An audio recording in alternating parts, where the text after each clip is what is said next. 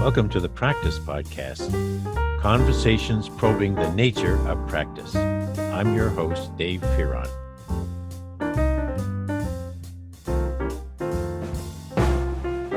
Kate Barnhart founded New Alternatives in New York City 15 years ago.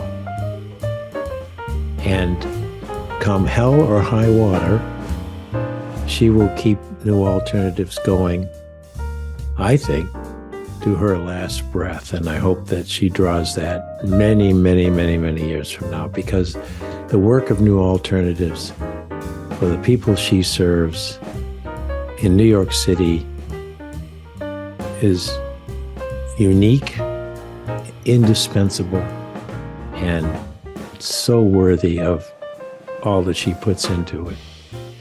I admire Kate Barnhart, and you'll hear why when you listen to this conversation.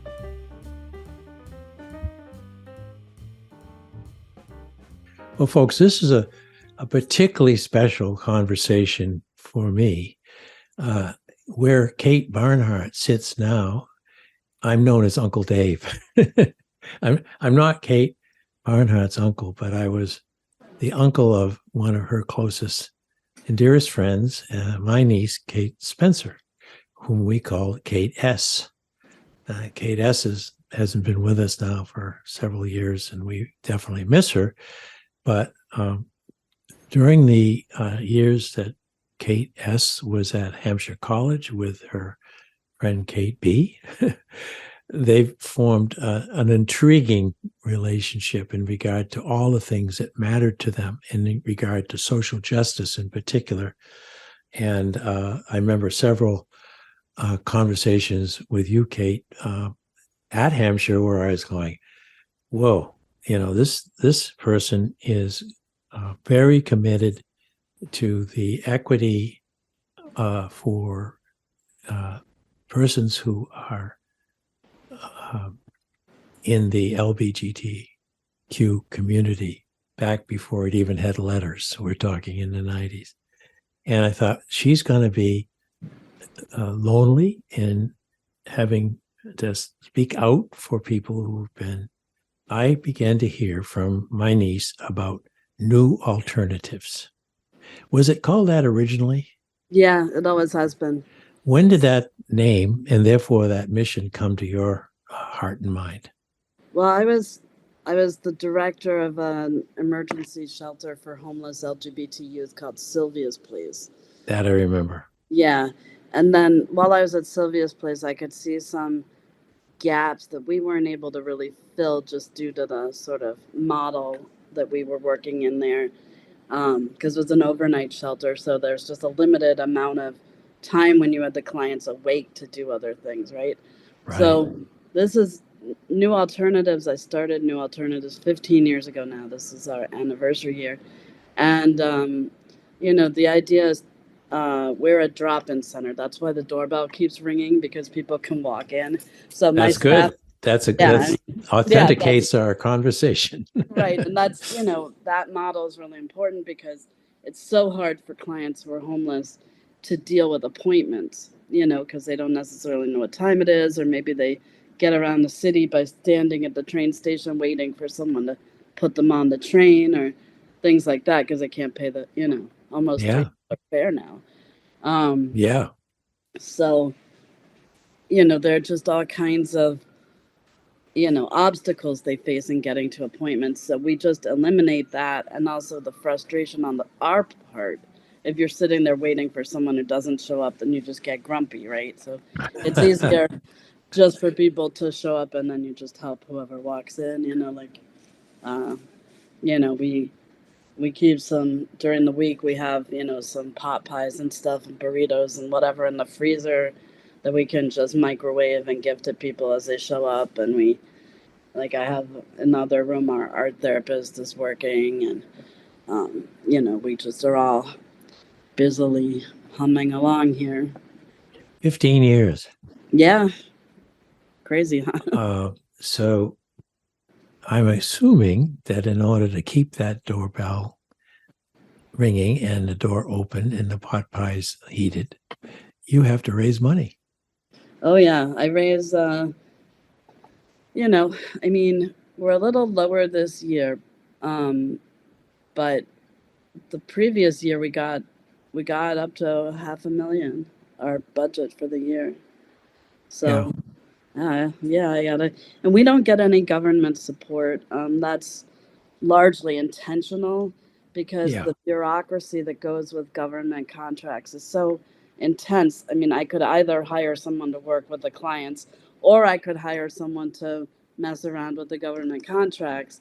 Got And it. I'd rather choose the former. Plus, the government funding often comes with restrictions, Yeah. especially funding for youth.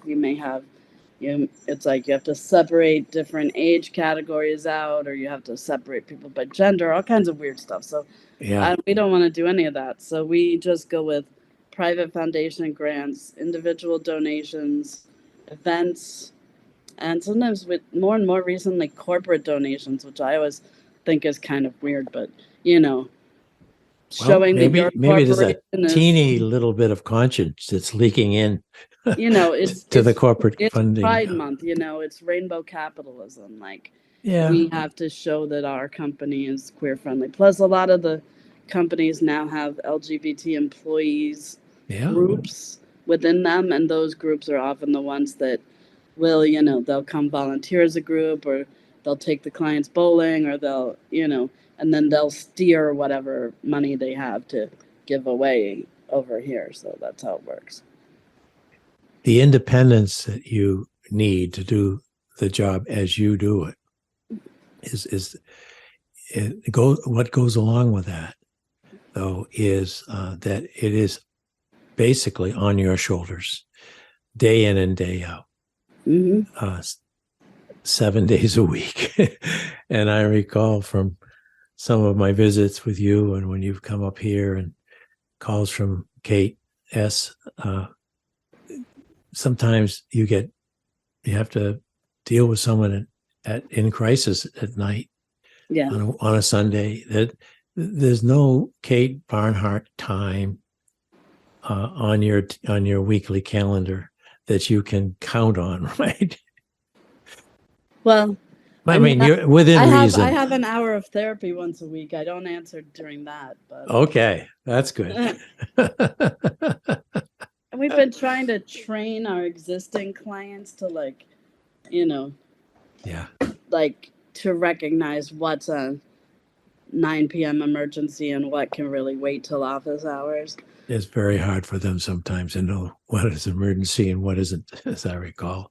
Yeah, and also, I mean, then there are the new clients who just, people who have just been kicked out of home, or will get a call from a hospital and say, hey, we're discharging this person, they have nowhere to go, that kind of thing. Mm. Or now we're getting a lot of migrants. We have, this huge wave of migrants hitting New York City. And some of those folks are fleeing from countries where they can't safely be LGBT. I imagine. LGBT young adults from, we got folks from Turkey, Russia, Uzbekistan, Cuba, all over. So we actually have to sign up for a translation service so that when people come here, I can call this service, and then I can have a translator on the line so that I can communicate with like the Spanish speaking clients. I have a couple native Spanish speakers on staff, but the Russian, etc., the kids from Africa, forget it. Well, you are in a fairly diverse city, so there's probably a good chance that every language under the globe's sun is somehow spoken in New York. But it's just another way that you've extended your personal capacity and your reach through networks of volunteers, donors. How about, I'm jumping around, but I practice is about results, and you've been at this enough years so that you must know something of how some of those lives that you've helped have gone, and where are they now? Some of those stories come. Sure. Well, one of them is sitting across from me, right? Misty used to be a resident at Sylvia's place when I ran that shelter. Oh, that goes back. Yeah, yeah. So all my staff are people with lived experience of homelessness. Yeah. Not all have been my clients, but a lot of them have. So, Yeah. so that's one way that I can see the adult form that people take. Is Missy smiling? Misty's just because they're working, so she's just. I'm here. It's just a shared space. We're all over the place. Yes. Missy, you're a successful alum of New Alternatives, as well as someone who's now providing staff support. Yes, I am. I've known Kate the same amount of years I've known my best friend. So, and I've worked for Kate now 9 years, right? Next year will what, make 10? Yeah. Good Lord, I'm running away. Bye. Is she a hard taskmaster? Does she crack the whip? Honestly, Once in a while. once in a while, but honestly, she gave me an opportunity. I mean, I had lost my job experience and I needed job experience to find a new job, and so she made an intern for her at Sylvia's at one point. So I was her intern, and then she had called me up. I finally moved into my own place, and she asked if I want to work for her, and I said, well, I got one question, because I need to pay bills. That. So she's like, little bit. I took it, and I've asked her so many times, are you hiring yet? Are you hiring? Are you hiring? Finally, the answer comes. So, and then from then on forth, I've been working my way up, and I worked my way up to a lot. Now I'm her executive assistant. I help with the housing applications. I help coordinate the trips.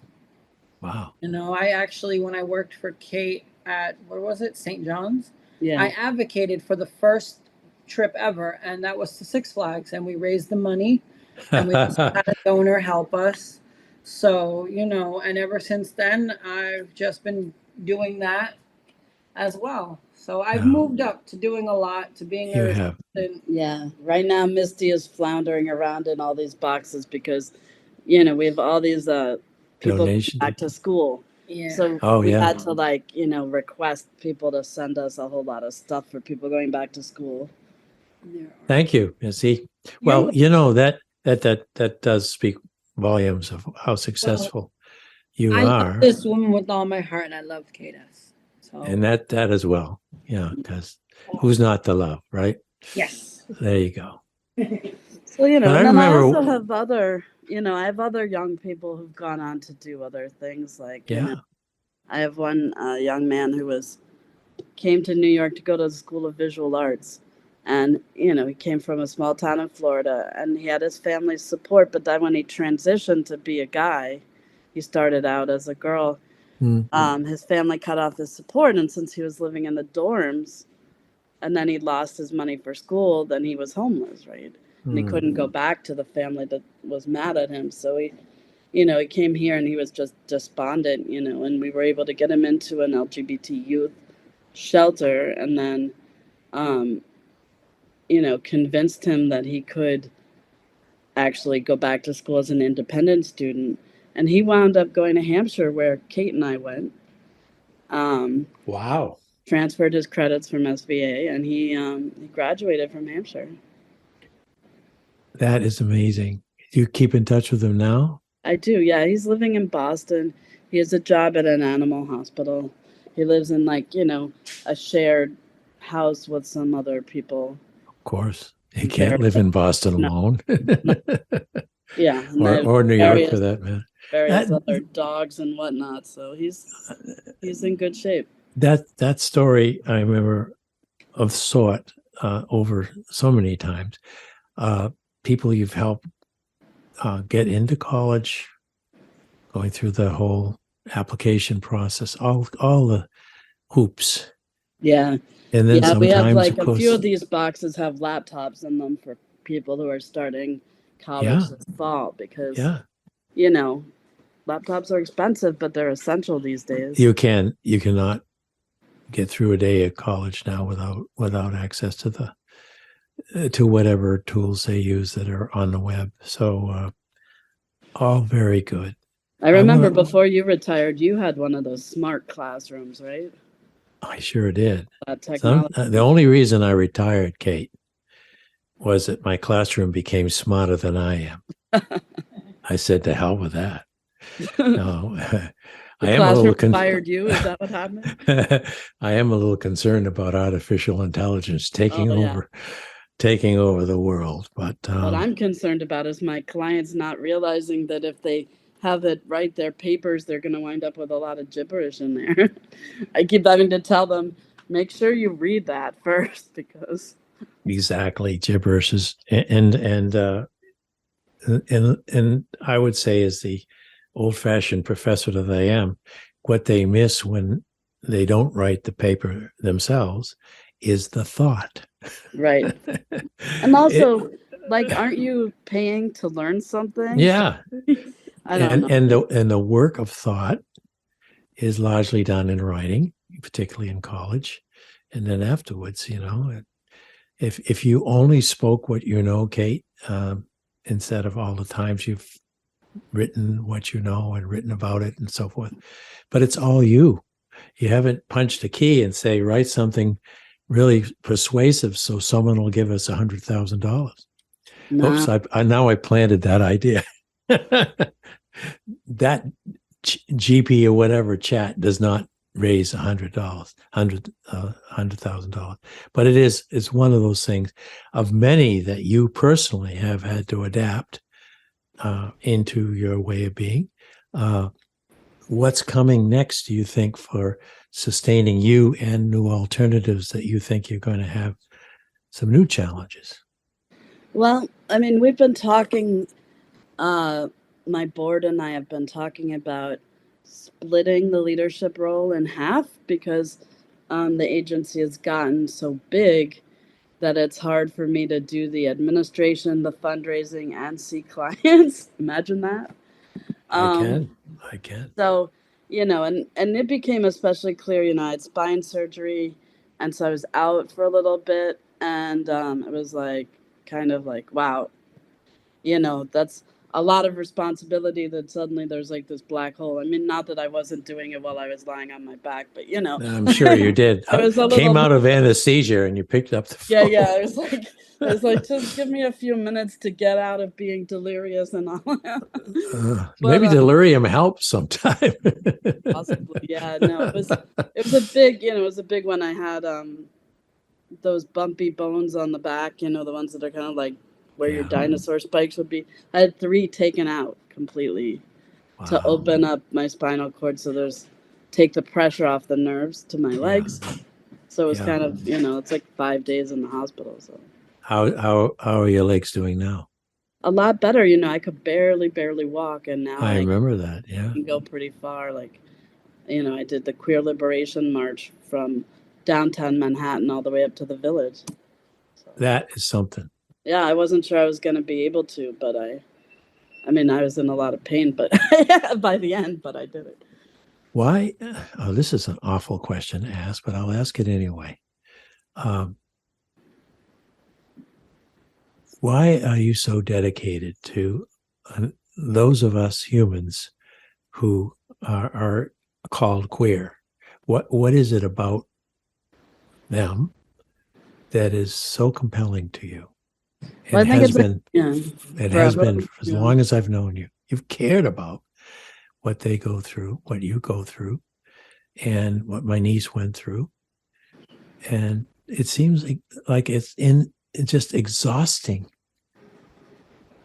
I mean, I think it's a combination of things. I mean, one is just that I have a soft spot for the underdog. Like, my first job out of Hampshire was actually not working specifically in the queer community. It was working with teen felons coming out of Rikers.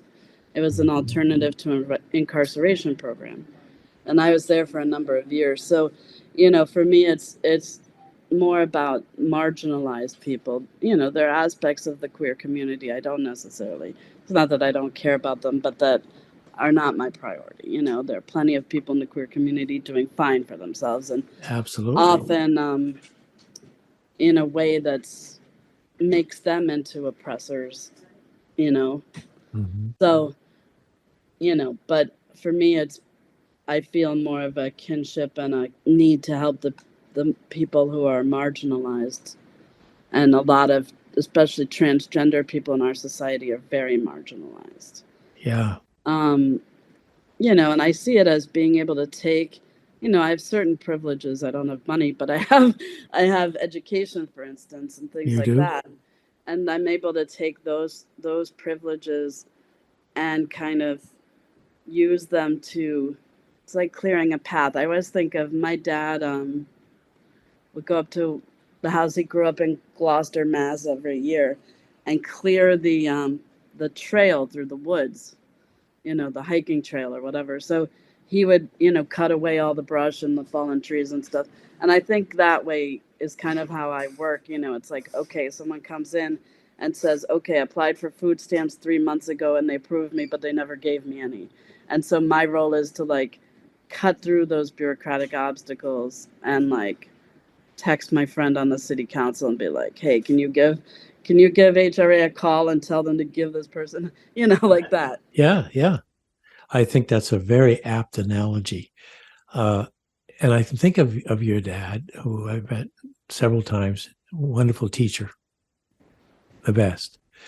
And I think what a generous thing for him to do with his very scarce vacation time, because he could have been sitting on a porch reading a book. Instead, he gets out there in the poison ivy and the poison oak and hacks away at the underbrush so that others can make that walk through the path unencumbered. He was quite an inspiration to you, wasn't he? Yeah, I mean, a lot of things, even though, we're not genetically related, but No. He was your dad. Birth, I mean, literally. So, I definitely have a lot of qualities. Like, I think he was one of the most generous people I've ever met. And I've definitely been critiqued for my generosity. I've definitely had people say, how come you give away all your money and stuff like that, and, Yeah. it's not always the best idea because then sometimes you wind up not paying your bills. But, Yeah. like I've been trying to be more like balanced about that. But, there's the generosity like in practical ways, but then there's just the generosity of spirit too. Yes.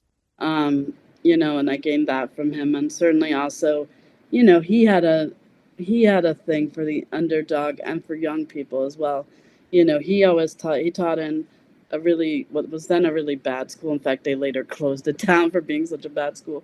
But it was, in what was then Spanish Harlem. And he got a lot of young people. His specialty was literacy. He was teaching high school, but he was teaching people how to read. Yeah.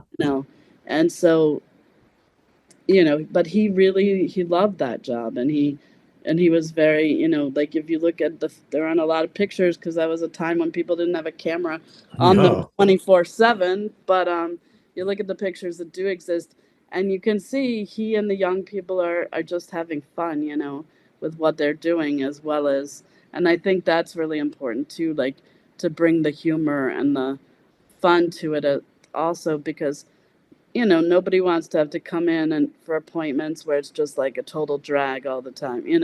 So also in terms of just gaining people's trust and getting them to really work with you on a deeper level, I think the humor is certainly a good tool for that. But it's funny because every now and then I'll be downstairs in the big room where we serve dinner, and the young people can get pretty loud and silly and whatnot. And every now and then I just find myself going, settle down. And that's totally what my dad used to say to his classroom. I'm Settle down. Oh, Dad's voice just came. It did. It does. Yes. Yes. Funny, Very much so. It's, I know what you mean about the place of humor in when people come through the door in very tough conditions, dire straits. And it's not about laughing at them or anything like that. It's just basically saying, yes, it's serious, but in the meantime, have you heard the one about, because you're not a bureaucracy, you're not a dull gray walled, I hate to be stereotypic, but an agency where you come in and you take a number, Right. and you preserve that welcome in more than just hello, how are you, what can I do for you? I mean, it's a big welcome that Marcy just mentioned lasts indefinitely, which a huge credit to you. I have enough time to show the folks one other aspect that I know of Kate Barnhart. It's just a rumor, but I think you like cats. The cats would probably say so, yeah. And speaking of having a big, generous heart, you know, I know you try to place a cat when someone comes to you and says, we need to rescue this cat. But you've also taken a number of them into your home over the years and made a really nice home at sometimes great expense. Of a few cats is very expensive. And but what do the cats do for you? Well, a couple things. I mean, they help me fall asleep. Like if I'm stressed out, Yuki in particular, who's actually one of the clients found in a snowstorm in the Bronx. He was crying in the snow. And when they brought him to me, his eyes were red and he had ulcers in his mouth and throat. He had Kalichi virus, spent like a week in the animal hospital. It cost me a whole paycheck. But, you know, I've had him now for a long time and like probably about 15 years. Yep. And he will come when I call his name. And so if I need him to help me like chill out, I can call him and he'll come on my bed and I can just hold him while I fall asleep and he'll purr. You know, so cats can be very relaxing when they're not being really annoying. Yeah, we have a cat that you had met, I believe, named Billy. Wow, you still have Billy? 21 years old. My goodness, yeah. Now, Billy, she's taking meds in her ears now for thyroid. They're transdermal meds. You smear them on and they go through the skin of the ear. Wow. That's the one. And she takes it very nicely and she doesn't fuss. But she used to run all over the house and she'd be here on the couch next to when I was doing this kind of recording. And she was my sidekick. But she has 2 places in the house now that she's comfortable. The little rug that we put down by her toys in the living room, and then up in our bathroom there's a bath mat. Of all places, we've got fancy cat beds and all that. Yeah, she's going to be on that bath mat. In fact, she's there now. And then, of course, when I need to, or either of us need to use the bathroom, Billy kind of looks up from her semi-sleep and she goes, oh. Like, really? Go downstairs. Use the other bathroom. It's like I've taken over the whole bathroom. You know how cats are, right? It is their house. Your house is their house. Oh, definitely. And now, let me build on this. One more question. I'm watching my clock here, and you got another appointment. There was a notorious cat in your house called Mr. W, Mr. Wednesday. Is he still up to it? Is he still disappearing or trying to disappear on Wednesday? He is quite a bit older now, and he's had some like gastrointestinal problems. So he's, a little on the skinny side. But I still now and then will be like carrying in a bunch of stuff, and he knows that my hands are full. So he'll be like right there by the door just waiting, and I have to, it's like being a soccer goalie. I have to block him. Otherwise he's, out for hours. I mean, sometimes he'll pop up at Andrea's house in the next block. Mm-hmm. He introduced me to my cat loving neighbor. So, but I don't really like him being out because you just never know what might. No, Brooklyn streets are not without cars and other predators. Yeah. Well, no, but over the years, I've heard a lot about your cats, and it's one of the 1,827 reasons that I admire you. Thanks. I only have 8 cats now, though. Oh, that's still a substantial reduction, but that's 3 more than my son and his wife have. They have 5, and my son's spends a good portion of his day and night moving litter boxes and setting out food.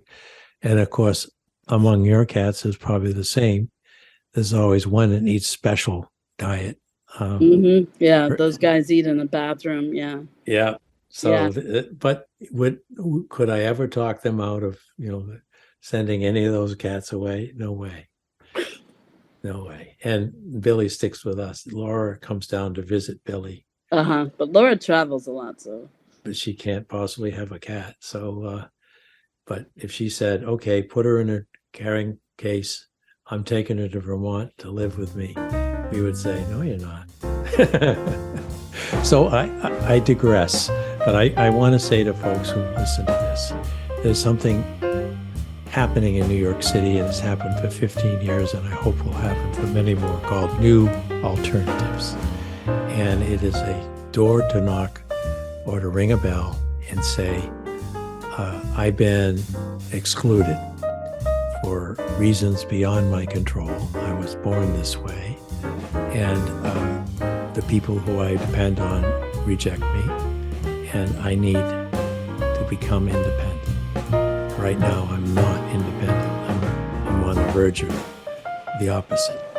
And with time, care, humor, and some hot food downstairs in your dining area, a lot of people do become independent, Kate.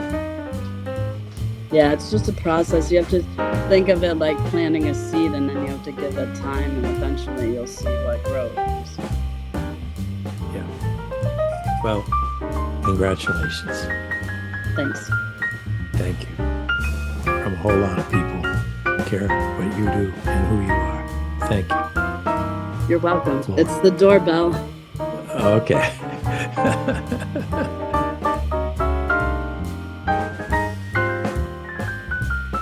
Thanks for listening to the Practice Podcast, where we discuss practice with a capital P.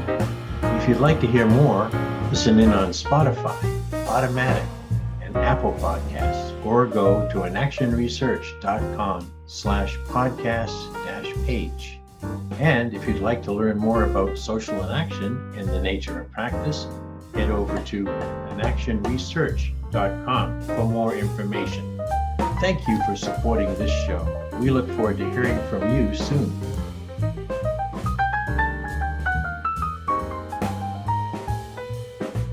Oh, and one more thing. How could I forget? The book on practice as a way of being is available now in digital form, something that would be new, like podcasting to many of us. And it's a great way of learning more and more about what this podcast presented when Peter Vale and I originated it several years ago.